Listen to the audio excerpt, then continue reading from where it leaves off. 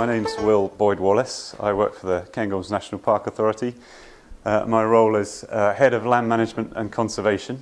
I've been working there about 10 years now, and it's been a fantastic place to work. The National Park as a whole has been a fantastic place to work, but the role working for the Park Authority has been fantastic. I would say that because Grant Moyer, our Chief Exec, is standing 2 feet away from me, but no, it really has been fantastic because what we do is try and look at everything in the park and in the round. We're looking at the economics, we're looking at the conservation, we're looking at jobs, we're looking at housing, whole range of things that we're trying to deal with in the park, and we're trying to balance all of...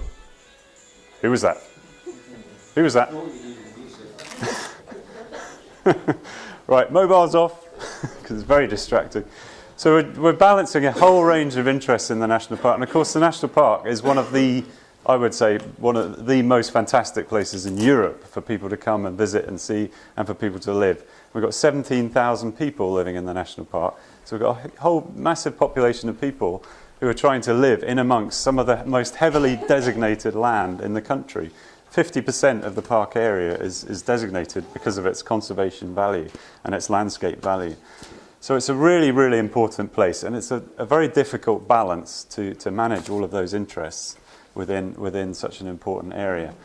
So today's conference, and this is the 5th of these integrated land use conferences, is really, really important, and it's a real pleasure for me and an honour, in fact, to be stood here doing this again, and thank you for asking me back. I don't know why, but I really do feel very strongly how important this is, and I've often told people about this conference as an example of what needs to happen, because bringing together forestry, keepers, farmers, it needs to happen at all levels. So getting you guys, when a lot of you are studying still and are yet to launch into your long-term careers and start getting grey hairs and all the rest of it and going bald, it's so important at this stage to be thinking in the round, thinking about not just your interests that you're directly involved in, but thinking about all of the interests that all land managers need to work together.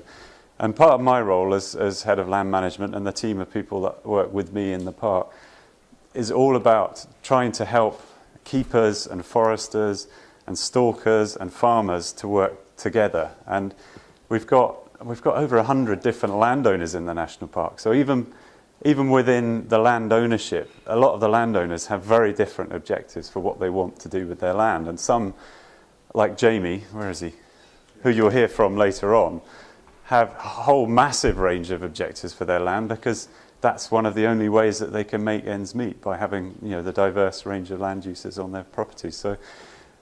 So that will be fascinating to hear from Jamie. He's ideal for this conference, because he's trying, within his own landholding, he's trying to balance all those interests. And Will Anderson there from Seafield Estate, who you would have met yesterday, exactly the same. So where are my notes? I thought I had some notes. Yeah. So I don't want to forget what I was going to say. So today, this conference this year, it's really about focusing on catchment management, isn't it? And the national park obviously is at the watershed of the Dee and the Spey and the Don, and, you know, so we're right at the high level where the water, what happens in the park affects places as far away as Aberdeen. So what we do here is absolutely crucial. And within the national park, we've got catchment management partnerships, which are working.